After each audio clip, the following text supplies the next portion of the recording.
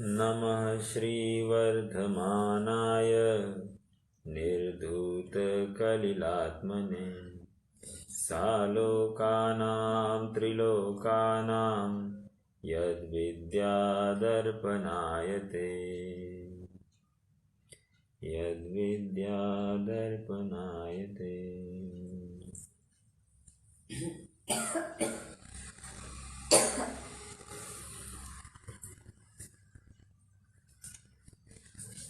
All heights attained by great people weren't attained overnight, but when their friends were sleeping at night, they were toiling in the night. कहने की बात यह है कि आज जो भी हमें यश के शिखर पर बैठा दिखाई दे रहा है, वो आज रातों रात ये यश की प्राप्ति नहीं है। ये फल रात्रन दिवस एक करके उसने, जब अन्य लोग प्रमाद से मज़ा कर रहे थे, उस समय में ये तीव्र मेहनत से आगे बढ़ रहा था अपनी लक्ष्य की तरफ। और इसलिए आज हमको जो अंतर दिखाई दे रहा है, बस वो मेहनत रंग लाई है। ये तो लौकिक बात भी है, लेकिन कुछ ऐसा ही मोक्ष मार्ग भी ऐसा ही है। देखो, हम और आप सभी लगभग दिन में 2-3 घंटे 4 घंटे स्वाध्याय करते ही होंगे। स्वाध्याय करते, लेकिन और सालों बीत गए हम स्वाध्याय कर रहे हैं, लेकिन उस स्वाध्याय का जो असर हमारे जीवन में होना चाहिए सो होता हुआ दिखाई नहीं दे रहा है। ये कारण क्या है? कारण इतना ही है कि हमने स्वाध्याय मात्र सुनने के लिए सुना है, और कोई ऐसा एक विरला जीव होता है, शायद हमसे भी कम सुनता हो और उसको आर्थिक भी विषमता काफ़ी हो। ऐसे अवस्था में भी वो इतना आगे बढ़ जाता है, हम बहुत पीछे रह जाते हैं।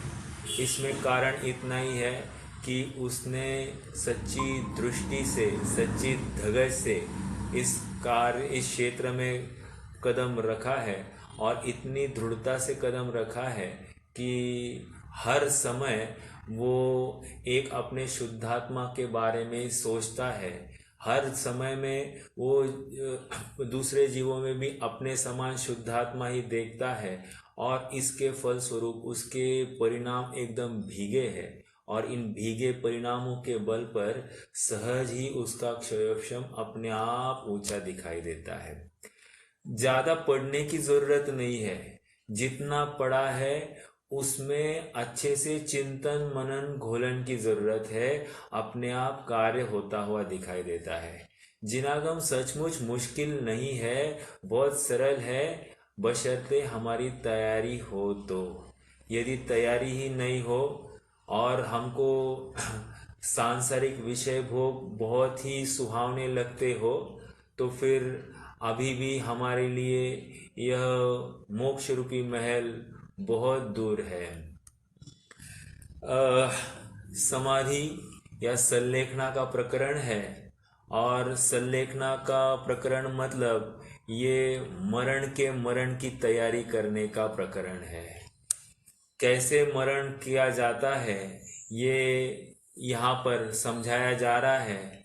कह रहे हैं कि ये हमारे लिए मित्र समान, ये मृत्यु नामक यम हमारे लिए एक मित्र के समान है, जो हमको इस जर्जर पिंजरे से निकाल कर, जिसने हमें बांध रखा था पूरे आयु के लिए, उसमें से निकाल कर हमको मुक्त कराने वाला है। तो ये मरण ये रोने का कारण नहीं है, ये तो मनाने का कारण है, आनंदोत्सव है। और अक्सर हम देखते हैं कि मरण की बात सुनते ही लोग कहते शुभ बोलो, शुभ बोलो, शुभ बोलो। अरे यहाँ पर मरण यही शुभ बात है, समझ में आ रहा है क्या? लोग कहते हैं कि मान लो मैं किसी को कर दूं, अब इनका जल्दी ही मुझे दिखाई दे रहा है कि नहीं टिकने वाले, अरे शुभ बोलो। तो ये शुभ बोलने की बात नहीं है, वास्तविकता का भान है। अभी थोड़े समय पहले ही कोई मेरे परिचित मेरा दोस्त मुझे मिलने आया था, तो बातों बातों में ये पता चला कि उसके घर पर 1 महीने में ही 2 मृत्यु हो गए हैं। कहने की बात यह है कि इतने जल्दी संयोगों का वियोग हमको होता हुआ दिखाई दे रहा है, और निश्चित रूप से ये प्रसंग हमारे लिए एक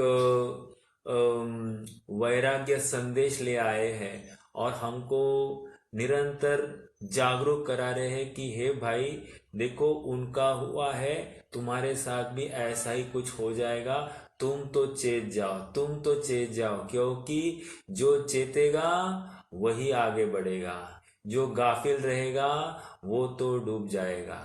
भले ही उसने जिनवानी सुनी हो, गाफिलता में कोई भी कार्य होता नहीं है, क्योंकि यहाँ पर निरंतर जागृति यह एक ही उपाय है। निरंतर जागृति, जिस प्रकार रात में कोई सिपाही हो और वो सोता रहे तो उसे दंड दिया जाता है, उसी प्रकार यहाँ पर कह रहे हैं कि हम विषयों के सामने, भोगों के सामने हम गाफिल होंगे, या थोड़ी सी प्रतिकूलता में हम गाफिल होंगे तो हमारी समाधि चूक जाएगी। आज सुबह भी कोई खबर आई मुझे, और ये सुनाई दिया कि कोई व्यक्ति है, उनको बस थोड़ी सी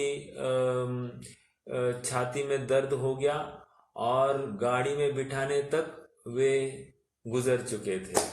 कहने की बात यह है कि देखो, प्रतिकूलता आ गई तो जीव सबसे पहले दौड़ लगाता है डॉक्टर की तरफ, लेकिन यहाँ पर कह रहे हैं प्रतिकूलता दिखते ही पहले दौड़ लगानी अंदर की तरफ। ये देखिए, ये थोड़ी सी कॉन्ट्राडिक्टरी बात। आज पूरा समाज या लौकिक परिजन जो है, ये सब बाहर की तरफ दौड़ रहे हैं, और हमारे यहाँ पर कह रहे हैं कि बाहर नहीं, अंदर की तरफ दौड़ना है, क्योंकि समय बहुत अल्प है। अगर समय ही नहीं मिला तो कहाँ हम अपने भाव को सुधारेंगे। और इसलिए कह रहे हैं कि अंतिम समय सुधारना है तो जीवन भी हमारा अंतिम, प्रत्येक कसौटी हम अंतिम कसौटी के रूप में खेलेंगे, तभी जाकर हमारा जीवन भी सुधरेगा। समझ में आ रहा है। और यहाँ पर समाधिस्थ जीव की बात चल रही है, वो सबके साथ में क्षमा करता है और क्षमा कराता है, साथ साथ आलोचना भी करता है, निर्व्याजम अर्थात निश्चल होकर ये आलोचना करता है। अपने उम्र भर के जितने भी किसी को फंसाया होगा, किसी को ठगाया होगा, उन सारे प्रसंगों को याद करता है।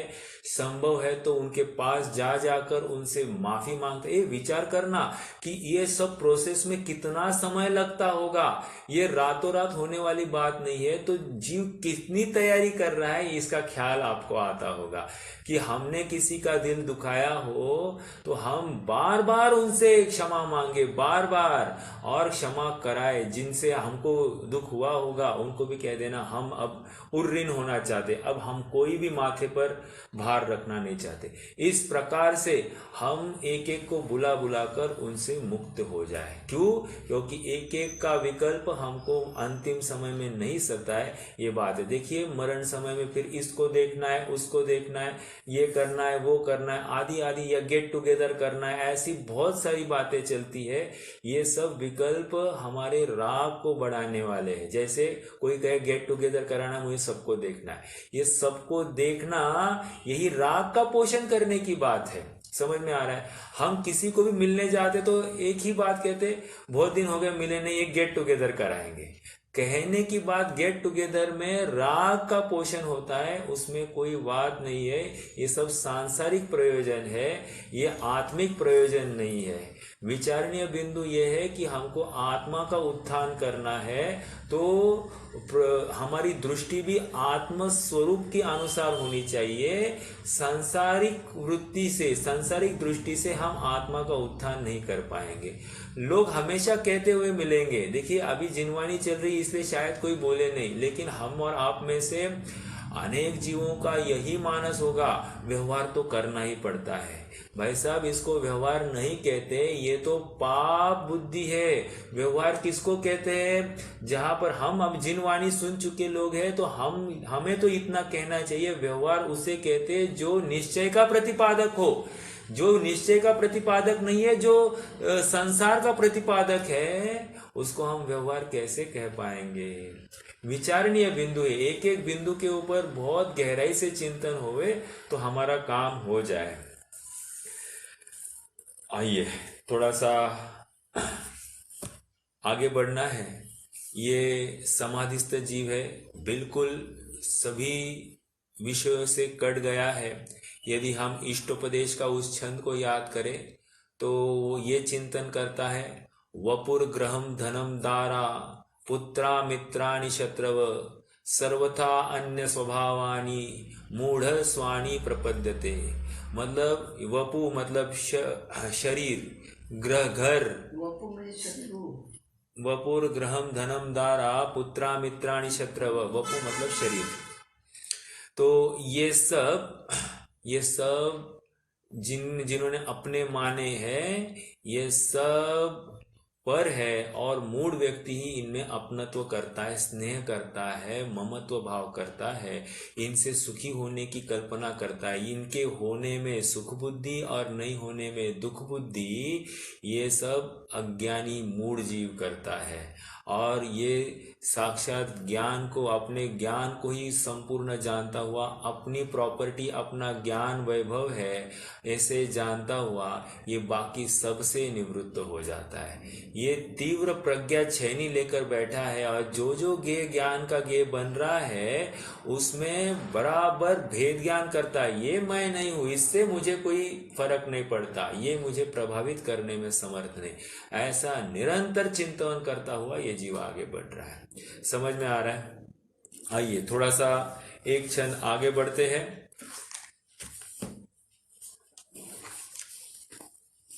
125 हो गया था ना अपना, 126 लेंगे। हाँ, महाव्रत ग्रहण करने के बाद स्वाध्याय करने का उपदेश देखते क्या है। शोकम भयम अवसादम क्लेदम कालुष्य मरतिमपि हित्वा सत्वोत्साहमुदीर्य च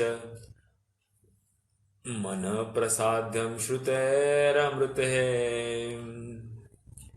शोकम भयम अवसादम क्लेदम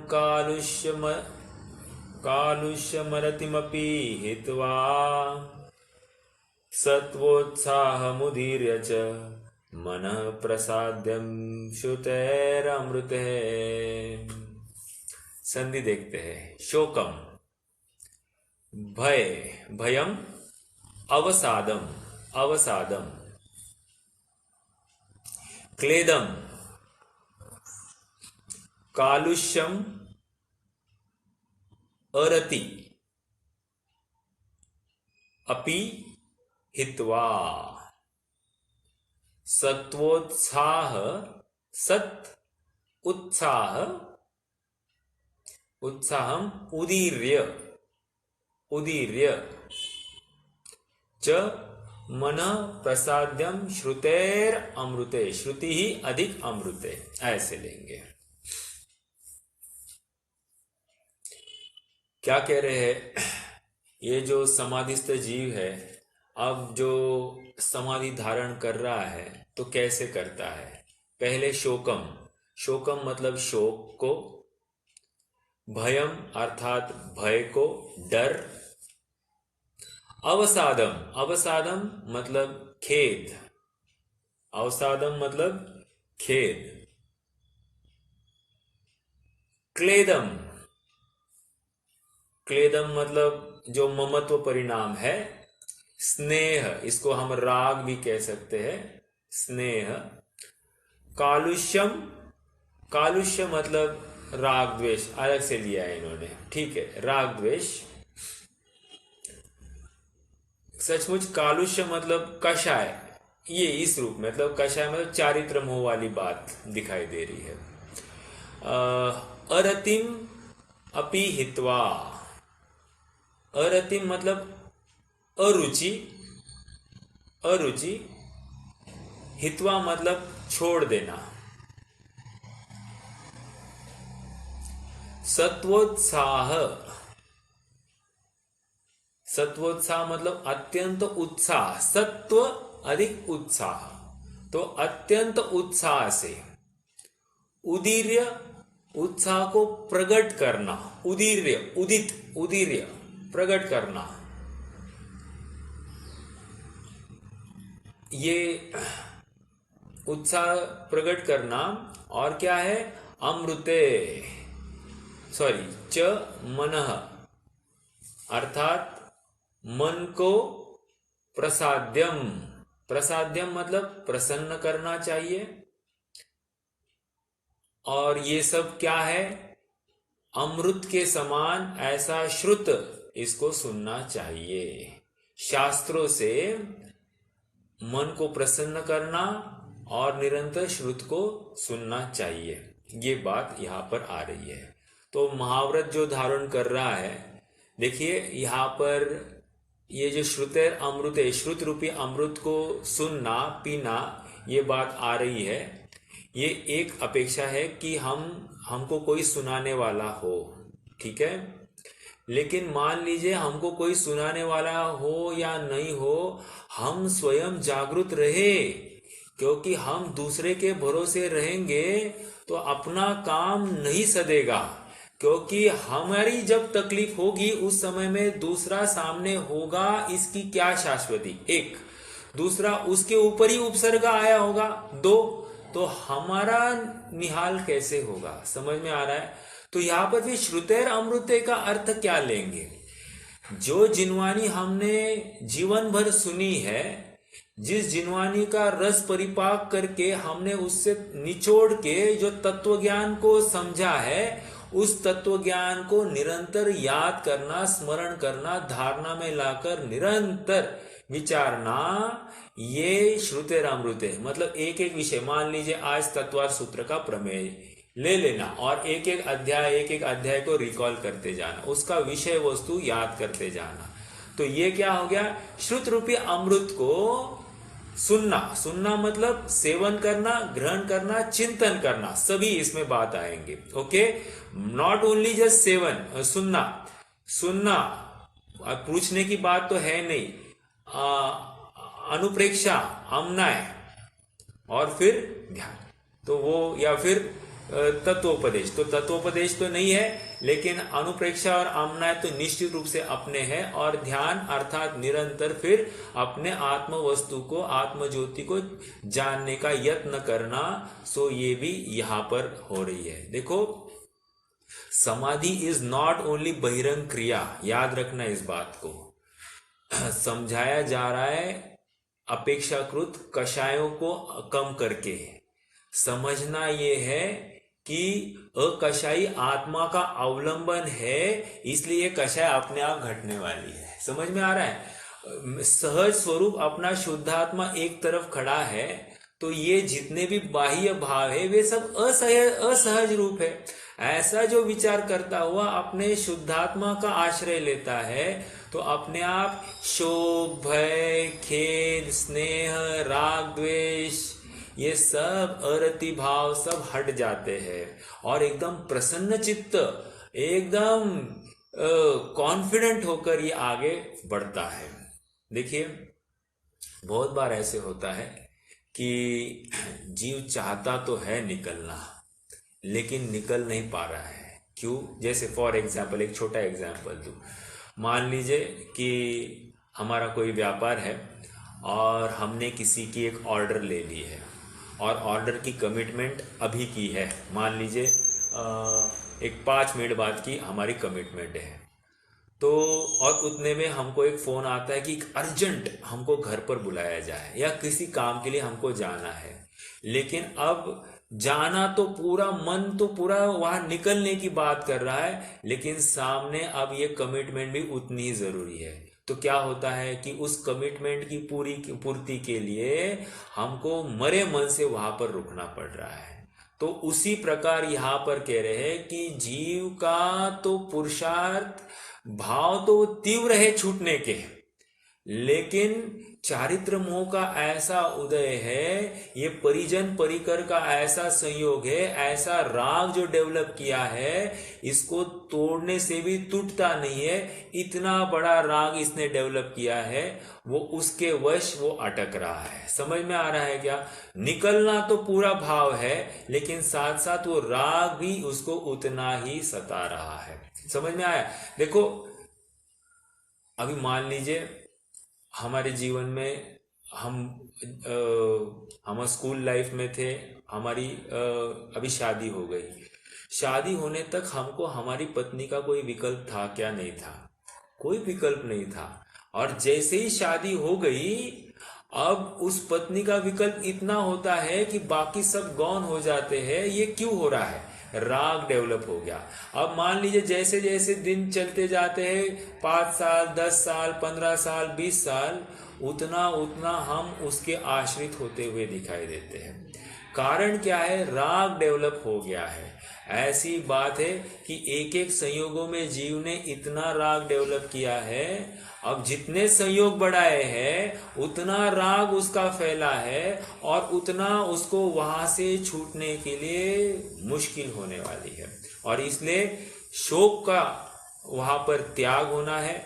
भय, भय क्यों त्याग करना? देखिए, भय ऐसा विचार करेगा कि अब मैं क्या मालूम मैं कहाँ जाऊंगा, ये आदि आदि जो बातें है, ये भय उसी को होगा जिसे आत्मा की खबर नहीं, जिसे विषयों में आसक्ति है, जिसने पूरा जीवन भोगों में लगाया है, सारी अपना जीवन लौकिक मार्ग में ही गया है, लोकोत्तर मार्ग की गंध नहीं है, उसे ही ऐसा भय सताता है।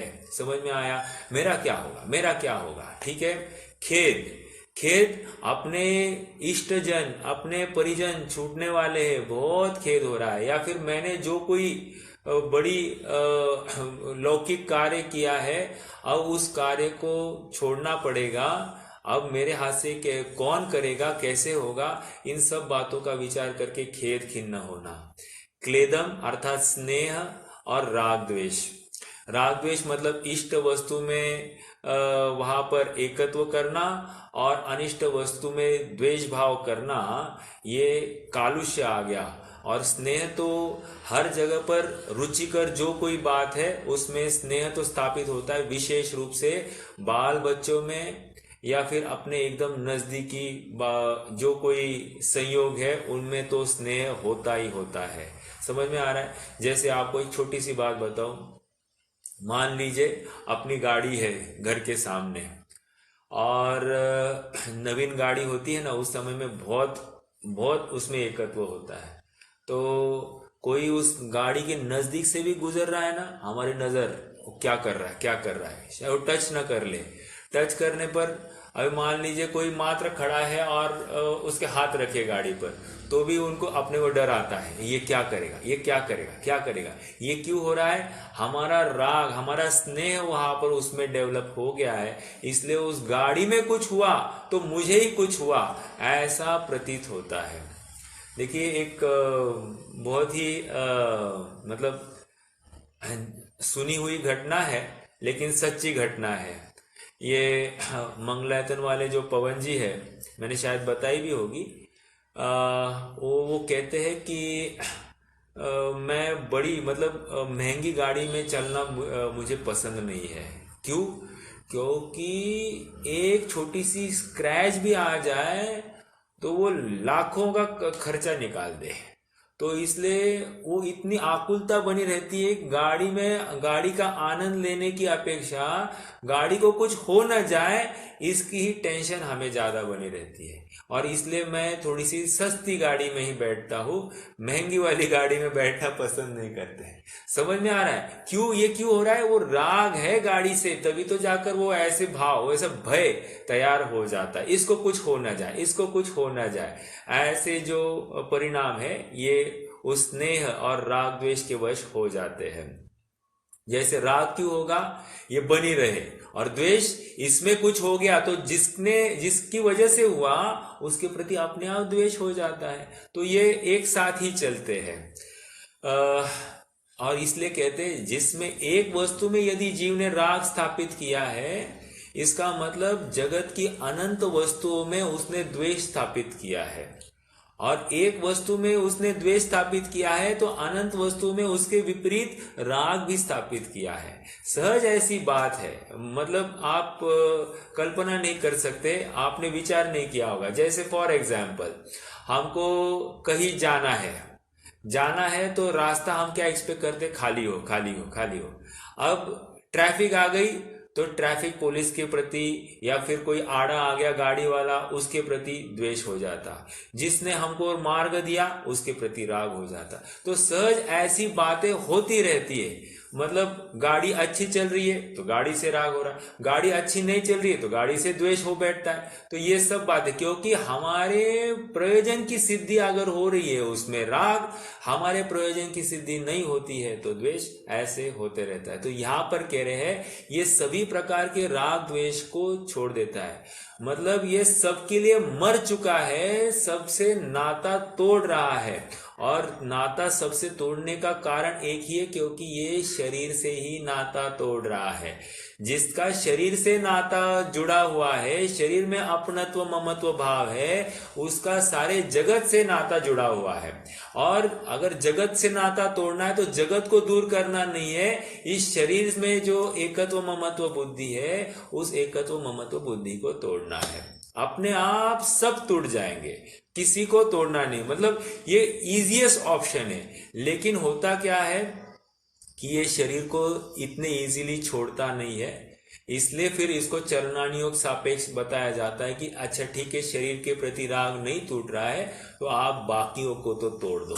ओके, धीरे धीरे इसका भी फिर इसको समझाया जाएगा। देखो ये शरीर भी जब तुम्हें काम चाहिए काम में नहीं आया, ये भी तुम्हें दुख रूप हुआ, इसमें भी हजारों कीड़े पड़ गए और तुमने इसको दिन रात इतना पोषण किया, इतना खाना खिलाया, इसके सभी मीठा चाहिए मीठा खिलाया, जो चाहिए इसको हर पर्टिकुलर चीज का उसका पोषण किया, और आज यही शरीर तुम्हें विद्रोह करके तुमसे ही मुख मोड़ रहा है।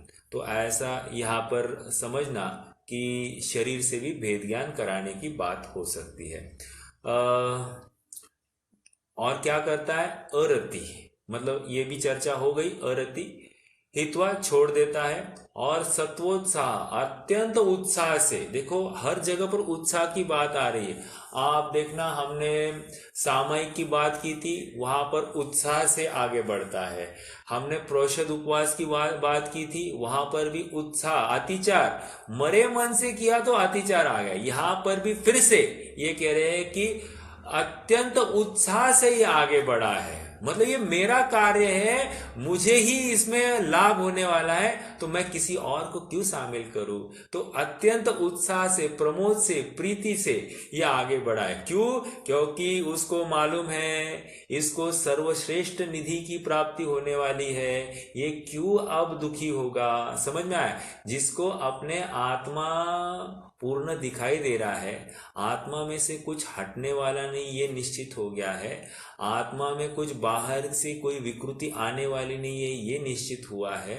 और जो इतना तो समझ चुका है कि अब ये मेरी चैतन्य वैभव है, ये नाश को प्राप्त होता नहीं है, ये पर्याय भले ही नाश हो, ये मेरी है ही नहीं, तो इनके होने नहीं होने में मुझे क्या आकुलता करनी, मेरा सुख तो मेरे शुद्धात्मा में, ऐसा विचार करते हुए जो अपने आत्म सन्मुख हो गया है, यही निश्चित रूप से उत्साह से प्रवृत्ति करेगा। नहीं तो उत्साह आना नहीं है। देखो, दिखावटी उत्साह एकदम जोश में आना ये नहीं हो सकता। ये तो आत्मा का जिसको परिचय है, आश्रय है, रुचि है, धगश है, तो वही इसको प्राप्त कर सकता है, यही उत्साह ला सकता है। किसी को प्रश्न है क्या? नहीं, ठीक है। उदीर्य प्रकट करके अमृते अमृत के समान श्रुत का अभ्यास करता है। ठीक है, तो यहाँ पर इस क्षण में जो समाधि, आप महाव्रत कहो या समाधि धारण करने के पश्चात क्या करना, तो इस प्रकार से ये तत्व ज्ञान, तत्व निर्णय करता हुआ जीव आगे बढ़ता है। देखिए, बहुत सी बातें हैं। अगर हमारे पास अवसर है, हमको दिखाई दे रही मरण पास में है, तो निश्चित रूप से हमको एक एक सामग्री का इकट्ठा करना है, हमारा समाधि का स्थान निश्चित करना है, हमारे समाधि के अनुकूल जितने भी सामग्री है, कैसेट्स है, सीडीज है, जो कुछ है, प्रवचन की जो कोई सीरीज है, इन सबको इकट्ठा करना है। कोई भजन होंगे जो पसंद आते हैं, जिससे मन प्रसन्न होता है, उन सबको इकट्ठा करना है और उनको यहाँ पर बनाए रखना है। क्यों? क्योंकि फिर अंतिम समय में किसको कहेंगे, हमारी बोलने की सामर्थ्य हो ना हो, हमारी चलने की सामर्थ्य हो ना हो, हमारे आश्रित जो बच्चे हैं या फिर घर वाले हैं, उनको हमारी भाषा समझ में आए, या फिर वो धर्म से जुड़े ही ना हो, काफी बातें होती है। तो इसलिए हम हमारी व्यवस्था करके रख दें। ओके, और निरंतर एक बात निश्चित करना कि हम दूसरों के आश्रय से अपनी समाधि नहीं सधवाएंगे, हम स्वयं ही पुरुषार्थी होकर अपनी समाधि करेंगे, क्योंकि दूसरे के आश्रित कार्य नहीं होता है। और इसलिए ये दूसरे के आश्रित नहीं होना है, तो तत्व ज्ञान को हमको समझना पड़ेगा, श्रुत को हमको समझना पड़ेगा, और उसके बलस्वरूप श्रुत में जो आत्मा प्रतिपादित किया है, उस आत्मा के बारे में समझना, और उस आत्मा को समझने में अपनी पूरा समय व्यतीत करना, वही हमको अंतिम समय में कार्यकारी होगा। समझ में आया? जैसे हमको थोड़े से भी प्रसंग बनते हैं, थोड़ा सा मच्छर काट जाए, थोड़े से हाथ में दर्द हो जाए, थोड़े से पेट में दर्द हो जाए, थोड़ा सर दर्द हो रहा है, इतने में भी हमारी आकुलता हो जाती है, कह रहे हैं कि ये जो चेष्टा है ये योग्य नहीं है, हमारे समाधि की हमारी तैयारी अभी तक चालू भी नहीं हुई है, ये उसका परिचायक है। कह रहे हैं कि सहज भाव हो जाना कि ये भी जितनी भी बातें हैं, ये तो मैं खाने पीने की कर रहा हूँ, शारीरिक कर रहा हूँ, आप यूँ कहिए कि कोई हमारी निंदा भी करता हो, या फिर हमारे मन के मुताबिक भी कोई कार्य नहीं हो रहा है, तो वहाँ पर भी हमको धैर्य धारण करना है, स्वरूप का चिंतन करना है। पूर्व का ही कोई कर्म का उदय है, इसके लिए सामने के संयोग ऐसे प्रतिकूल भाषित हो रहे हैं, अपनी इच्छा एक है और हो कुछ अलग रहा है, इसमें भी उदय अपना बलवान है, ऐसा विचार करके साम्य भाव, माध्यस्थ भाव को हमें प्राप्त होना चाहिए। क्व रुष्यामि क्व तुष्यामि माध्यस्थोयम भवाम्यहम। मतलब मैं किसके ऊपर रोष करूं, किस पे ऊपर राग करूं, इसलिए मैं तो माध्यस्थ भाव को ही प्राप्त होता हूं। समझ में आया? आगे बढ़ते हैं, अगला छंद लेंगे।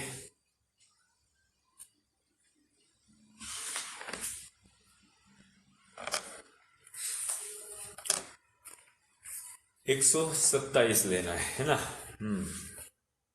देखिए, रत्नकण शावकाचार्य सदासुखदास जी की टीका में जो मृत्यु महोत्सव पाठ ही दिया है। ठीक है, और लगभग 18 छंद है इसमें, बहुत ही बढ़िया है, मार्मिक है, चर्चा भी हो सकती है, लेकिन यही हमारी जो चर्चा आई है उसी का एक रूपक है। जैसे फॉर एग्जाम्पल,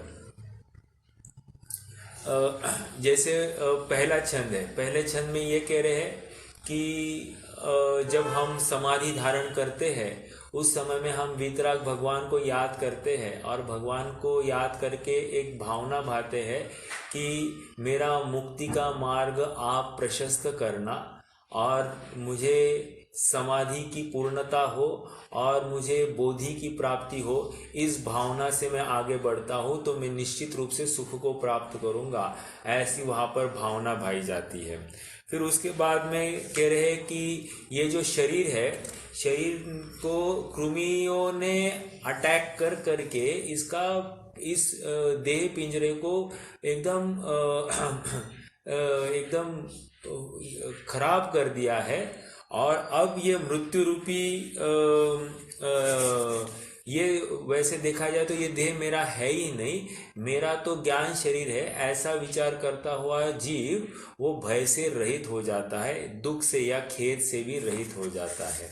ऐसे 18 छंद है जहाँ पर समाधि मरण इस जीव को बहुत निधिया देने वाला है, अर्थात भले ही वो मोक्ष को प्राप्त नहीं करे इस मतलब उसी भव से, तो वो स्वर्ग में अलौकिक निधिया को प्राप्त होगा, और वहां से आकर फिर से मनुष्य भव धारण करके फिर से पुरुषार्थ करके ये मोक्ष को भी प्राप्त कर सकता है, अर्थात वहां पर रत्नत्रय बोधि की भी प्राप्ति साथ हो, ये तो बात उसके साथ आती ही है। कहने की बात इतनी है कि ये समाधि मरण इस जीव ने अनंत काल में नहीं किया है, यथार्थ समाधि मरण हो यहाँ पर समझना, मतलब ऐसा नहीं समझना कि समाधि मरण तो बस किसी ने पचकाया और हो गया, 5 पंच आ गए और इन्होंने समाधि दे दी, इसने हाथ जोड़ दिए और इसने आहार पानी का त्याग किया, ये बात यहाँ पर नहीं चल रही है। ये कह रहे यथार्थ समाधि मरण अर्थात सम्यक्त्व सहित समाधि की बात है। यहाँ पर कषायों के अभाव पूर्वक अकषाय स्वरूपी होकर इसने समाधि की साधना की है, उसी जीव का ये कार्य होगा, अर्थात मोक्ष मार्ग में चलेगा, और उसी को मतलब सभी निधियों की प्राप्ति इसी जीव को मिलती है, अन्य जीव को नहीं मिलती है। क्योंकि जिसने, देखिए बहुत एक लौकिक भी उदाहरण है, जैसे हमको किसी वस्तु की बहुत इच्छा होती है, हमको वो वस्तु मिलती नहीं है, और जैसे ही हमने उस वस्तु की वांछा या आस छोड़ दी, अपने आप हमको वो वस्तु मिलती हुई दिखाई देती है। हाँ, उसके लिए मतलब मैं ये नहीं कह रहा हूँ कि वो विषय भोग की वस्तु होगी, उसमें तो सहजता इतनी होनी चाहिए कि हर केस में मिले ही, ये भी बात नहीं है, लेकिन बहुलता हम देखते हैं कि हमने उसका पीछा छोड़ा और हमको वो प्राप्त होती दिखाई देती है। ये ऐसी बात है, मतलब हम विषयों के पीछे भागे उससे अच्छा विषय हमारे पीछे भागे, ये बहुत जरूरी है। और विषय हमारे पीछे भागने के लिए हमको हमारी विशुद्धि बढ़ाना बहुत जरूरी है। जितनी विशुद्धि बढ़ती है उतनी हमको सहजता हमारे पास में विषयों की उपलब्धता भी उसी अनुपात में आगे मिलती ही जाती है। ये सहज ही निमित्त नैमित्तिक संबंध है। और इसलिए हमारा देह परिवर्तन होने वाला है तो वहां पर खेद नहीं होता है हमको। तो अब ये जीर्ण शरीर को छोड़कर नवीन शरीर रूपी महल मिलने वाला है, तो इसमें खेद किस बात का करना? खेद वही करेगा जिसको लगेगा मैं नरक निगोच जाने वाला हूं। लेकिन आनंद कौन करेगा? जो देव होने वाला है, रिद्धिधारी देव होने वाला है, वो क्यों खेद करेगा? जिसका अभी सप्त धातु रहित शरीर होने वाला है, वो क्यों वहां पर खेद करेगा? वो तो आनंद करेगा। उसको तो अब सभी विषय, सभी भोग उसके सामने अब न्यौछावर होने वाले हैं, उसको खेद करने का कारण ही नहीं दिखाई देता है। इसलिए यहाँ पर थोड़े से संयम संयोग छूट रहे हैं, इसमें खेद करना ये योग्य नहीं है। ये तो आनंद का महोत्सव है। और सचमुच आपको बताऊं तो ये देवगति के भी सुख मिलने वाले, इसके लिए भी ये एक आनंद मना रहा है। ये भी एक प्रकार की कषाय ही है। ये जीव तो अपने आत्मा को इतना भरपूर देख रहा है, भरपूर जान रहा है कि उसको ये मिले तो ठीक, नहीं मिले तो ठीक, ऐसी बात होती है। लेकिन एक लोभ दिखाकर वर्तमान की जो विषयों में आसक्ति है, एकत्व है, या वर्तमान परिस्थिति संबंधी जो विकल्प है, उनसे निवृत्त कराया जा रहा है। कोई नहीं, मात्र एक लोभ दिखाया है। तो ये तुम देव बनने वाले हो, वहां इतनी रिद्धियां मिलेगी, ऐसा कहकर वर्तमान में जो अटकाव है, इसके विकल्पों को जीरो करने के लिए किया गया यत्न है। समझ में आ रहा है? मतलब थोड़ी सी कषाय कराकर वर्तमान की ज्यादा कषाय से निवृत्त कराने की बात है। ओके। मतलब ये हर जगह पर होती है। तो इवन कोई धर्म मार्ग में भी नहीं लगता है तो उसे क्या कहा जाता है? देव दर्शन से सम्यक्त्व की प्राप्ति होती है। तो देव दर्शन को सम्यक्त्व का कारण कहना ये क्या है? उसको छोटी सी क्रिया में, उसको एकदम इजी है ना वो अनुष्ठान, क्योंकि बाकी शास्त्र सुनना आदि बातें तो बहुत मुश्किल है, लेकिन देव दर्शन से सम्यक्त्व की प्राप्ति होती है। एक बहुत इजी अनुष्ठान है।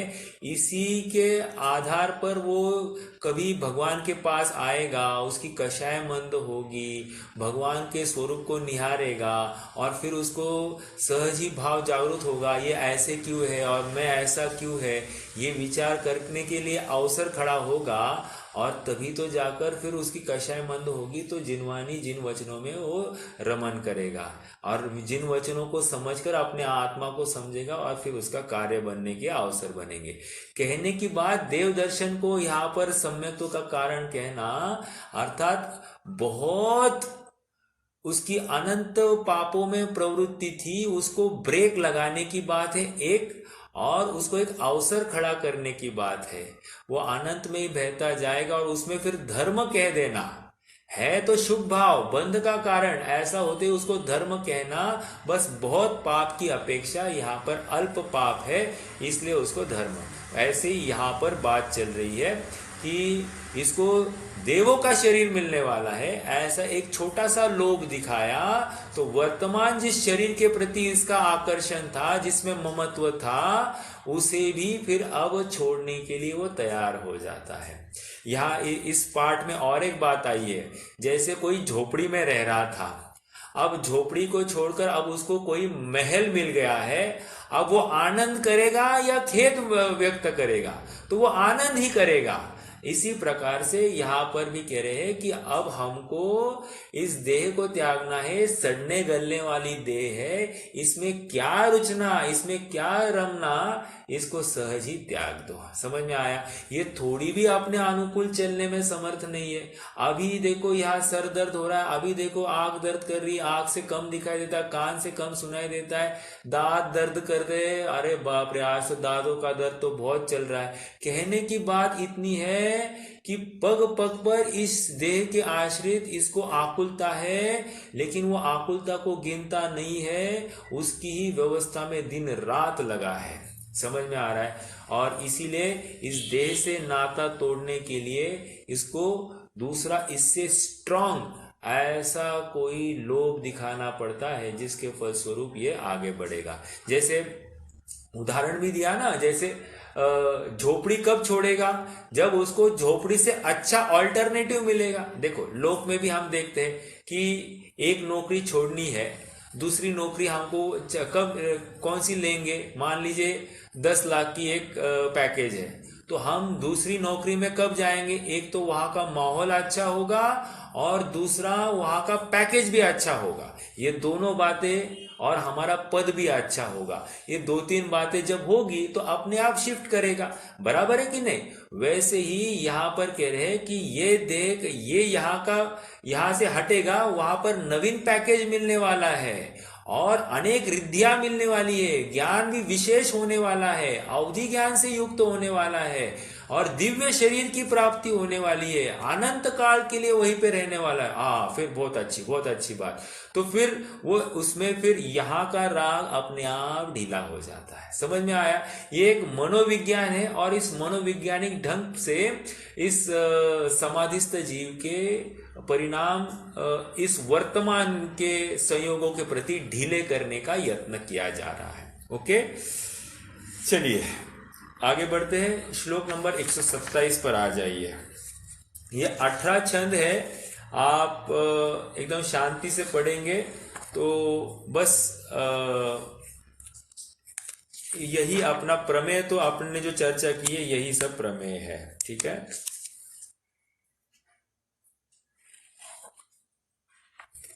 आइए श्लोक नंबर 127। अब क्या कह रहे हैं? 126 नंबर के श्लोक में वैसे आप थोड़ा सा नोट करोगे तो इसकी कषाय मंद करने की बात थी, अर्थात कषायों को कृश करने की बात थी। अब यहां पर शरीर को भी कृश करने की बात चलेगी। दो बातें चल रही। समाधि धारण कर रहा है जीव,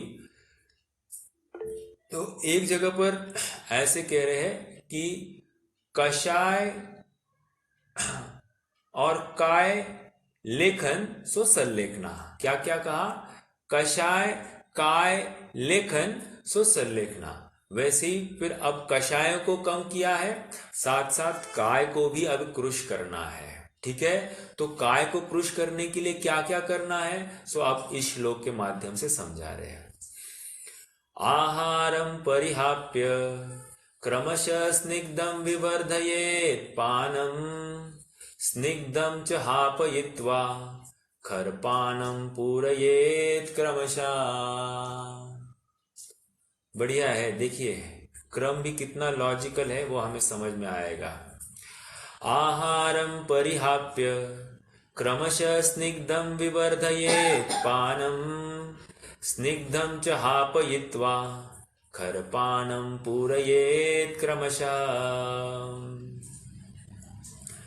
आहार कैसे छोड़ा जाता है, उसका क्रम क्या क्या है, ये बता रहे हैं। देखिए, जीव का अन्न, वस्त्र और निवारा, ये तीन बातें इसको बहुत जरूरी है। बाकी सभी के बिना रह सकता है, लेकिन ये तीन बातें तो इसके लिए बहुत जरूरी है। उसमें भी आप वस्त्र भी शायद नहीं हो, कम हो तो चल सकता है, निवारा भी साधारण भी हो तो भी कोई प्रॉब्लम नहीं है, लेकिन अन्न, अन्नम वही प्राणा, अर्थात अन्न भी एक प्राण बताया जाता है। तो अन्न तो अंत तक चलता है। ओके, तो अंत तक चलता है, तो वो कौन से लिमिट तक और किस प्रकार से कम कम किया जाता है, उसकी बात यहां पर बता रहे हैं। संधि देखते हैं पहले एक बार। आहारम परिहाप्य, आहारम परिहाप्य क्रमशः स्निग्धम विवर्धयेत् पानम।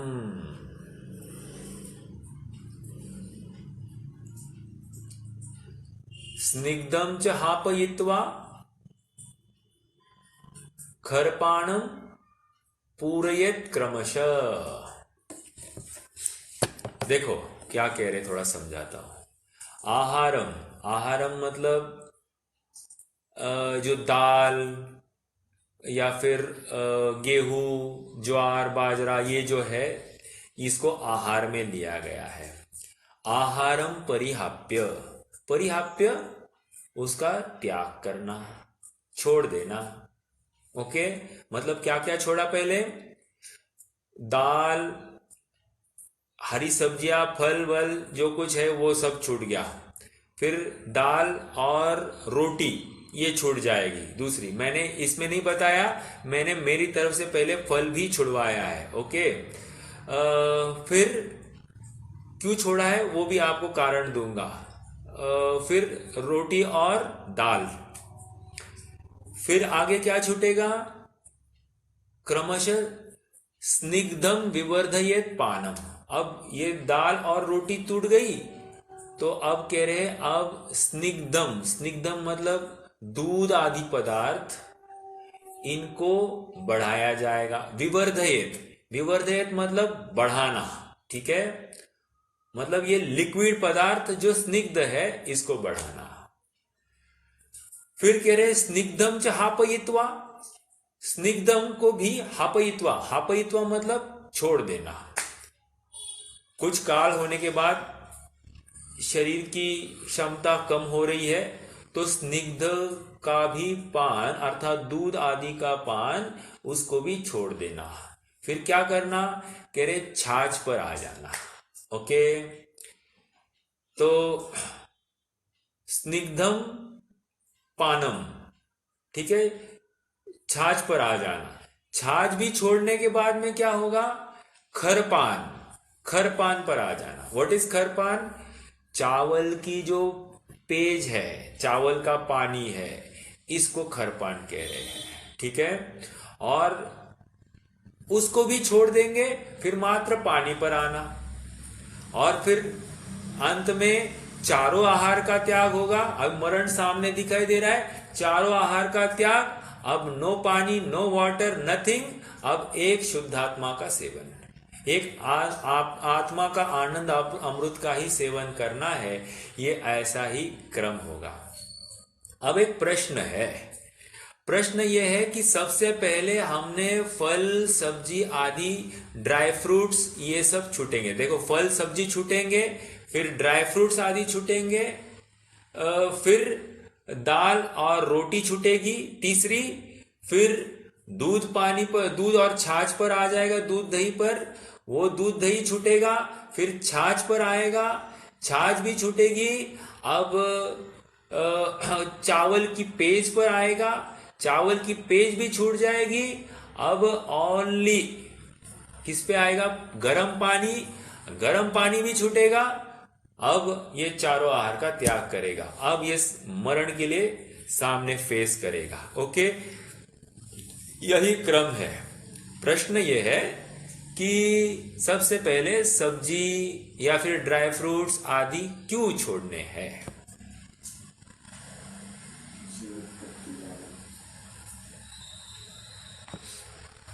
देखिए, बोलिए भैया बोलिए। ड्राई फ्रूट गरिष्ठ में जाएगा ना, गरिष्ठ ओके आहार। Okay right. और सब्जी आदि वो सचित या हरि के हिसाब से वो कम होगा। बराबर, बहुत अच्छा। देखिए, सचित जितनी भी वस्तु है उसके आधार से जीव राशि विपुल मात्रा में पाई जाती है।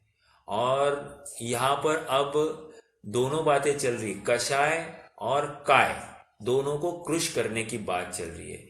इसलिए यहाँ पर कह रहे हैं कि ये अब गरिष्ठ कुछ भी नहीं खाएगा, क्योंकि गरिष्ठ खाएगा तो उसको पचाने की भी सामर्थ्य पेट में नहीं है ना अभी, क्योंकि ये अभी धीरे धीरे इसकी पेट की पाचक संस्था भी अभी वो भी काम बता रही है, इसलिए वो भी इसको पचाने में समर्थ नहीं है।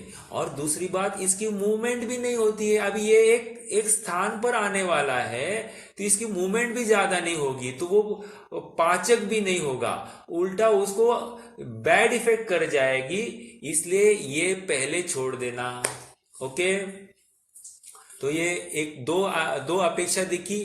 एक तो उसके आश्रय से जीव राशि ज्यादा होती है, दूसरा आश्रय शरीर को बाधा करेगी, ठीक है, पचाने की सामर्थ्य नहीं है, अग्नि मंद हो गई है। और फिर उस केस में जो ग्रहण किया हुआ अन्न है उसको भी पचाने में समर्थ नहीं होगी, ठीक है, वो त्याग हो गया। एक तो उसमें जीव हिंसा भी बच गई, और दूसरी अपनी शरीर के अनुकूल आहार, अर्थात आप यूं कहिए कि अगर अभक्ष्य की कैटेगरी में लेना है तो ये अनिष्टकारक अभक्ष्य में जाएगा।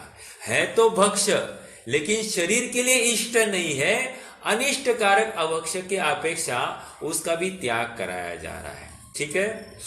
वैसे आपको बता दूं कि कहीं कहीं निर्यापक आचार्य जो होते हैं वो क्या करते हैं, जैसे ही किसी जीव ने कहा कि मुझे समाधि धारण करनी है, तो सबसे पहले उसके सामने सभी प्रकार के भोग व्यंजन सब लाके खड़े किए जाते हैं।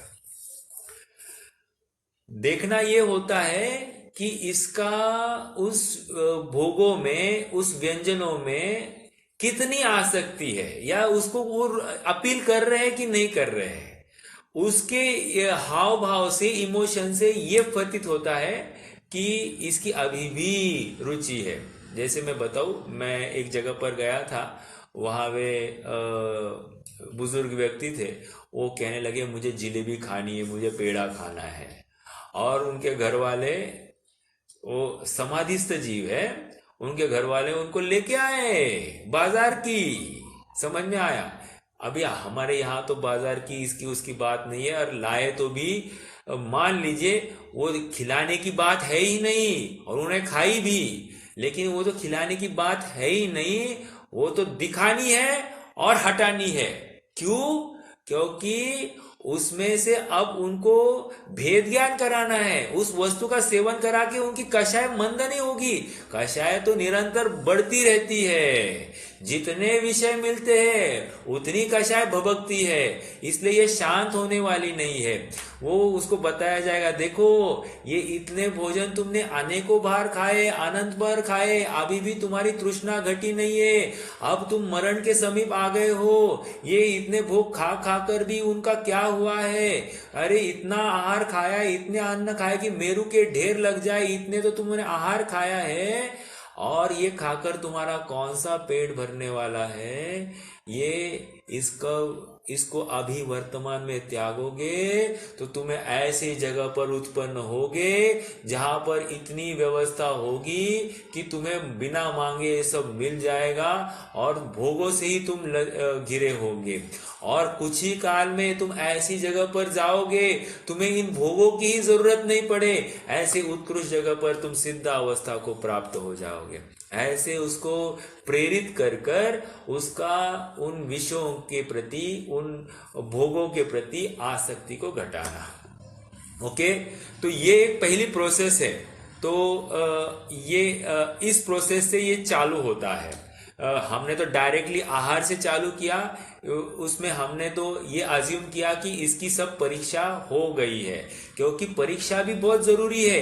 इसका सामर्थ्य है कि नहीं, इसकी सच्ची रुचि है कि नहीं, इसको सुखी होना है कि नहीं, ये तो समझे। बिना सोचे समझे हमने एक निर्यापक अपॉइंट किया और तुम इसकी ख्याल रखना और इसको पहुंचा देना, अरे पॉसिबल नहीं है। जब तक, अभी मान लीजिए बच्चा है, बच्चे को ट्रेन करना है, कब ट्रेन कर पाएंगे हम? जब तक उसकी इच्छा है, मुझे करना है, तभी हम उसको समझाने में, उसको सिखाने में समर्थ है। यदि वही सीखना नहीं चाहता है, हम चाहे उतना सिखाए, वो सीखेगा ही नहीं। ये फैक्ट है। समझ में आ रही है? तो उसी प्रकार ये समाधि लेने वाला जीव अत्यंत अत्यंत प्रेरित है, धर्म भीरु जीव है, ये संसार से भयभीत हुआ है, इसे मोक्ष की रुचि है, आत्म स्वरूप की रुचि है। इस ऐसे जीव को तो समाधि दिलाई जा सकती है। मतलब कैटेगराइजेशन भी तो होना चाहिए। आए चढ़ जा सूली पे, भला करे भगवान, आया कोई मरण सामने दिखाई दे, ये ले संथारा, चलो फटाफट संथारा, ये श्वेतांबर वर्ड है, वहां पर ज्यादा प्रचलित है, लेकिन यहां पर भी तो एक है ना। देखो ये डेथ फेस्टिवल है ना, डेथ फेस्टिवल मेरे ख्याल से बैरिस्टर चंपत राय जी का है शायद, हाँ ना भैया? ये बैरिस्टर चंपत राय जी का है, और इनकी भी कथा आती है। अज्ञात बताया भैया, अज्ञात बताया, हाँ। डेथ फेस्टिवल नाम से एक बैरिस्टर चंपत राय जी हुए, उन्होंने लिखा, ये मेरे ख्याल से गांधी जी के समकालीन हुए, और इनको एक रोग हो गया, रोग हुआ तो उनको अमेरिका ले गए। अमेरिका में वहां पर देखा कि वो कह रहे कि यहाँ के लोग ना जीना जानते हैं ना मरना जानते हैं, मुझे यहाँ नहीं रहना, जो कुछ होना है मुझे भारत लेके चलो। हालांकि क्षेत्र कोई बाधा करता नहीं है, कहने की बात इतनी है कि वे अमेरिका गए हुए फिर से यहाँ आए और उन्होंने कुछ लिखा है, मैंने पढ़ा नहीं है, मैंने मात्र सुना है। डेथ फेस्टिवल नाम से एक किताब उन्होंने इंग्लिश में लिखी है, बैरिस्टर चंपत राय जी। ठीक है। कहने की बात इतनी है कि समाधि भी ये साधने की चीज है, ये हमारा परम कर्तव्य है। ये आया हुआ प्रसंग कोई मजबूरी नहीं है, ये मजबूती है, अपने आत्म स्वरूप के समीप आने का एक अवसर है। और इसे चूकना अर्थात हमारे अनंत भव में उपार्जित किए हुए जो हमारे पुण्य है, उन सभी पुण्यों को बस बहा देना है। समझ में आया? मतलब इतना स्वर्णिम अवसर आया है हम और आप सबको कि अब हमें हमारा जीवन उस समाधि के लिए ही समर्पित होना चाहिए। आज तक कैसे गया है, बीती सारी विसारी के आगे की सुध ले। अब हमको भूतकाल कैसे हुआ है उसकी तो चिंता नहीं करनी है, वर्तमान को सुधारना है।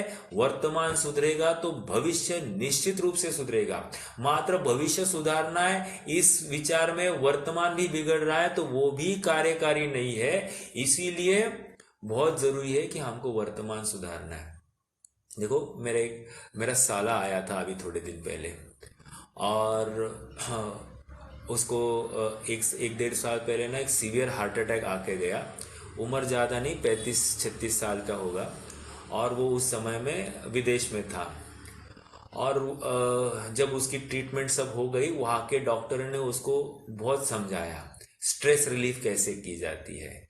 तो वो उन्होंने उसे बताया कि देखो, भूतकाल की कोई बात होगी, उसको देखो, अपनी पूरी तात्विक बात वे उसको समझा रहे थे। भूतकाल की कोई बात है वो तुम्हारे हाथ में नहीं है, इसलिए उसके ऊपर विचार करना व्यर्थ है।